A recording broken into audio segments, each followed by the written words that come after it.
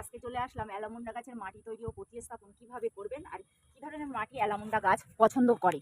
তো দেখুন, প্রথমে আমি গাছটাকে চেরিটাকে কেটে রেখে দিয়েছিলাম। তারপর আমি একটা টব নিয়েছি আর খোলামকুচি আর বালি দিয়ে ড্রেন সিস্টেমটা করে নিয়েছি। আর এখানে যে মাটিটা আছে দেখুন, সম্পূর্ণ বেলে দোআঁশ মাটি। তো আমি নিয়েছি 40% মাটি আর 40% ভার্মি কম্পোস্ট, আর তার সঙ্গে 20% নিয়েছি আমি বালি, আর 1 চামচ নিয়েছি নিমখোল, 1 চামচ হাড়ের গুঁড়া, 1 চামচ শিংকুচি, 1 চামচ সুপার সিঙ্গেল ফসফেট আর টাইকোডার্মা ভিনিডি নিয়ে আমি মাটিটাকে মিশিয়ে রেখে দিয়েছিলাম।